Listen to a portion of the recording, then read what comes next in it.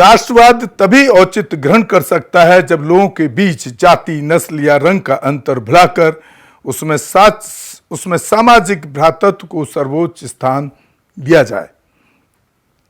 मानवता के इतिहास में राष्ट्रीयता एक बहुत बड़ी शक्ति रही है। ये एकत्व की भावना है, किसी वर्ग विशेष के संबंधित होना नहीं। स्वतंत्रता को किसी महान व्यक्ति के आगे समर्पित नहीं करना चाहिए। भक्ति या वीर पूजा पतन, और यदि व्यक्ति का प्रेम तथा घृणा प्रबल नहीं है तो यह ऐसा नहीं कर सकता कि वह अपने युग पर कोई प्रभाव छोड़ सकेगा और ऐसी सहायता प्रदान कर सकेगा जो महान सिद्धांतों तथा संघर्ष की अपेक्षा लक्ष्यों के लिए उचित हो।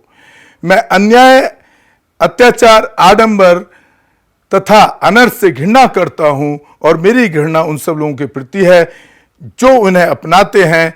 वे दोषी हैं। मैं अपने आलोचकों को यह बताना चाहता हूं कि मैं अपने इन भावों को वास्तविक बल व शक्ति मानता हूं।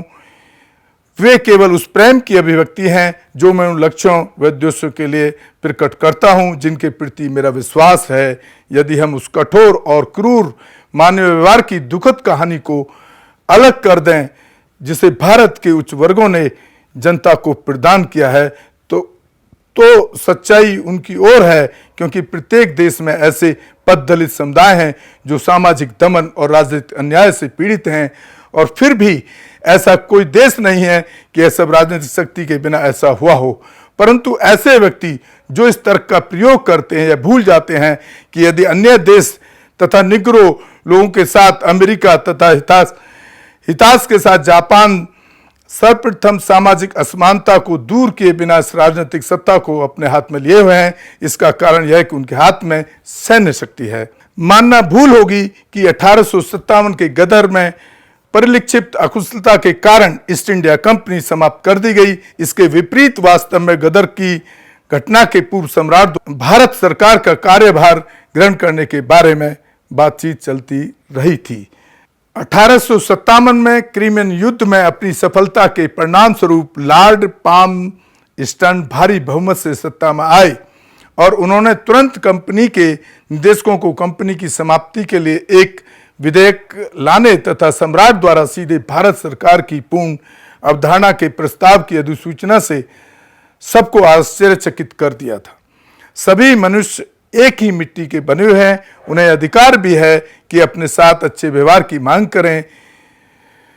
दिया गया है तीसरा, यह समुदाय है जिसका मानवेतर अस्तित्व है और जिसके छूने भर से छूत लग जाती है।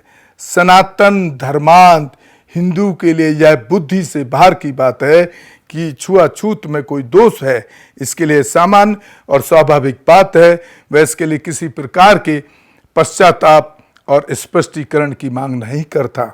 आधुनिक हिंदू छुआछूत को कलंक तो समझता है, लेकिन सबके सामने चर्चा करने में उसे लज्जा आती है, शायद इससे कि हिंदू सभ्यता विदेशियों के सामने बदनाम हो जाएगी कि इसमें दोषपूर्ण एवं कलंकित प्रणाली या संहिता जिसकी साक्षी छुआछूत है।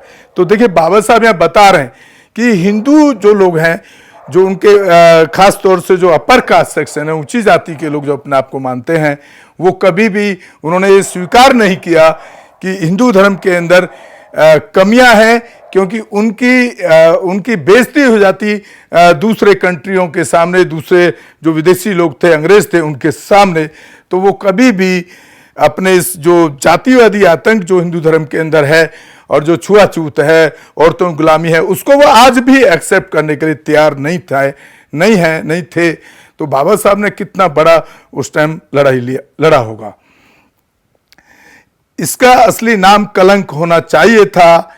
ऐसी सभ्यता को और कहा ही क्या जा सकता है। तो देखिए, बाबा साहब इस सभ्यता को, यानी हिंदू धर्म की जो सभ्यता और संस्कृति रही है, उसको एक कलंक का रूप देते हैं यहाँ पर, जिसने मनुष्यों का एक वर्ग पैदा किया जाए। जीविकोपार्जन के लिए अपराध वृत्ति की मान्यता प्राप्त है। एक दूसरा मानव समुदाय है जिसे मानव सभ्यता के युग में आदिम बर्बरता के साथ साथ फलने फूलने के लिए छोड़ दिया गया है। तीसरा वह समुदाय है जिसके मानवेतर अस्तित्व हैं, जिसके छूने भर से छूत लग जाती है। इसका असली नाम कलंक होना चाहिए था ऐसी सभ्यता को, और कहा ही क्या जा सकता है जिसने मनुष्यों का एक वर्ग पैदा किया। हिंदू सोसाइटी उस बहुमंजिली मीनार की तरह है जिसमें प्रवेश करने के लिए न सीढ़ी है न दरवाजा। जो जिस मंजिल पर पैदा हो जाता है उसे उसी मंजिल में मरना होता है। एक विद्वान और बुद्धिजीवी में महान अंतर है, उनका अलग संसार है। इनमें से पहले में अपने वर्ग की चेतना होती है और वह अपने वर्ग के हितों के लिए जीता है। दूसरा बुद्धिजीवी उस प्रकार के कार्य करने से मुक्त होता है और उसे वर्ग चेतना प्रभावित नहीं कर पाता। कोई भी मनुष्य विद्या, प्रयत्न एवं परिश्रम द्वारा बुद्धिमान और पराक्रमी बन सकता है। महान प्रयत्नों के बिना कुछ भी हासिल नहीं किया जा सकता। दुख निवारण के लिए बौद्ध धर्म का मार्ग ही सुरक्षित मार्ग है। बौद्ध धर्म पूर्णतः भारतीय है। गौतम बुद्ध ने केवल भारत के उद्धारक थे, बल्कि संपूर्ण मानवता के उन्नायक थे। जिस प्रकार अपने जीवन का खतरा उठाते हुए माँ शिशु की देखभाल करती है, बच्चे की देखभाल करती है, उसी प्रकार प्रत्येक व्यक्ति को सभी प्राणियों के प्रति अपार प्रेम करने के लिए मन बनाना चाहिए। उसे संपूर्ण विश्व के प्रति सद्भावना रखनी चाहिए। ऊपर नीचे और उस पार सभी के लिए उसके मन में घृणाहीन, शत्रुता रहित आबाद प्रेम होना चाहिए। ऐसा जीवन पद्धति विश्व में सर्वोत्तम है। भारत में राजनीतिक समानता की व्यवस्था तो हो ही गई है, किंतु अभी सामाजिक और आर्थिक जीवन में विषमताएं शेष हैं। इस विसंगति को शीघ्र दूर किया जाए या फिर से जो लोग सताए हुए हैं राजनीतिक लोकतंत्र की धज्जियां उड़ा देंगे। बुद्धिजीवी वर्ग वह है जो दूरदर्शी होता है, सलाह दे सकता है और नेतृत्व प्रदान कर सकता है। किसी भी देश के अधिकांश जनता विचारशील एवं क्रियाशील जीवन व्यतीत नहीं करती। ऐसे लोग प्राय बुद्धिजीवी वर्ग का अनुकरण और अनुगमन करते हैं। यह कहने में कोई अतिशयोक्ति नहीं होगी कि किसी देश का संपूर्ण भविष्य उसके बुद्धिजीवी वर्ग पर निर्भर होता है। यदि बुद्धिजीवी वर्ग ईमानदार, स्वतंत्रता और निष्पक्ष है, स्वतंत्र है, तो उस पर यह भरोसा किया जा सकता है कि संकट की घड़ी में वह पहल करेगा और उचित नेतृत्व प्रदान करेगा। यह ठीक है, प्रज्ञा अपने आप में कोई गुण नहीं है, वे केवल साधन है और साधन का प्रयोग इस लक्ष्य पर निर्भर है जिसे एक बुद्धिमान व्यक्ति प्राप्त करने का प्रयत्न करता है। बुद्धिमान व्यक्ति भला हो सकता है, लेकिन साथ ही वह दुष्ट भी हो सकता है। उसी प्रकार बुद्धिजीवी वर्ग विचार वाले व्यक्तियों का एक दल हो सकता है जो सहायता करने के लिए तैयार रहता है और पथभ्रष्ट लोगों को सही रास्ते पर लाने के लिए तैयार रहता है। सत्य पर चलो, सत्य का ही आश्रय लो, किसी दूसरे की शरण में ना जाओ। मानवता के इतिहास में राष्ट्रीयता एक बहुत बड़ी शक्ति रही है। ये एकत्व की भावना है, किसी वर्ग विशेष से संबंधित होना नहीं। अस्पृश्यता की जड़ तो जात पात है और जात पात का मूल है वर्णाश्रम, जो ब्राह्मणवाद की देन है। तो साथियों, ये पूरा जो बाबा साहब के कोट हमने आपके सामने प्रेजेंट किए, अभी मैं उम्मीद करता हूँ कि आप इससे कुछ सीख लेंगे।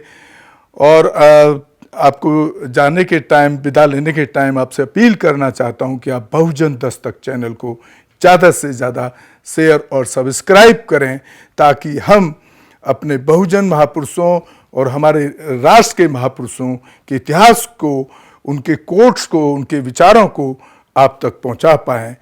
और दूसरा हमारा जो मेन एक फोकस रहता है, बहुजन समाज या किसी भी महिलाओं पर किसी भी तरह का सिर्फ जातिवादी अगर शोषण हो, तो आप बहुजन दस्तक के नंबर चैनल पर दिए हुए हैं, आप वहां पर ज़रूर कॉल करें और हो सके तो आर्थिक सहयोग भी करें, क्योंकि हम इसके अलावा कोई बिजनेस या दूसरा कोई जॉब या नौकरी नहीं करते हैं। और हमारे अभी चैनल से भी हमें कोई अभी पैसा नहीं आता है, क्योंकि हमारे लोग अच्छी चीज़ों को शायद देखना बहुत ज़्यादा पसंद नहीं करते हैं। और 5 साल में इसीलिए हमारा चैनल कोई बहुत बड़े लेवल पे यूट्यूब और चैनलों की तरह नहीं जा पा रहा है। तो साथियों, इसी के साथ मैं विदा लेता हूँ। जय भीम, जय भारत, जय संविधान, नमो बुद्धाय। बहुजन दस्तक से गौतम रत्ना। हमारे चैनल बहुजन दस्तक को लाइक, शेयर, सब्सक्राइब देखना मत भूलिएगा। जय भीम, जय भारत, जय संविधान। नमो बुद्धाय। धन्यवाद। चैनल आर्थिक समस्या से गुजर रहा है।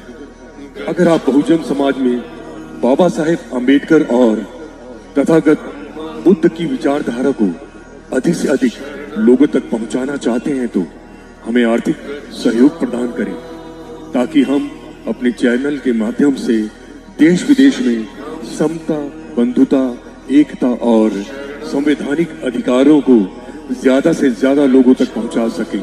आप अपनी सहायता राशि नीचे लिखे खाते में जमा करा सकते हैं। खाता धारक गौतम रत्ना, खाता संख्या 3169576865 IFSC कोड SBIN 0060336, बैंक भारतीय स्टेट बैंक। आप हमारे बैंक खाते का विवरण स्क्रीन पर भी देख सकते हैं। जय भीम, जय भीम। मैं गौतम रत्ना आपका बहुजन फिल्म प्रोडक्शन में स्वागत करता हूं और आप हमारे प्रोडक्शन हाउस के अंदर अपना कैरियर बना सकते हैं as a film director, as a producer and actor and actress and editor and cinematographer also. अगर आपको फिल्म से रिलेटेड कुछ भी प्रोजेक्ट आपको बनवाना है तो हमारे पास में पूरा सेटअप है, जिसमें फिल्म कैमरा है, शूटिंग लाइट्स है और एडिटिंग है। सारा A to Z एक ही जगह पर आपको हमारे यहाँ पर मिल जाएगा। तो दोस्तों, आप हमें कांटेक्ट कर सकते हैं हमारे नंबर्स पर 9810085714 और 8510005714। हमारे वेबसाइट पे विजिट कर सकते हैं www.filmserviceindia.com और हमें मेल भी कर सकते हैं gautamfilmsproduction@gmail.com पर। धन्यवाद।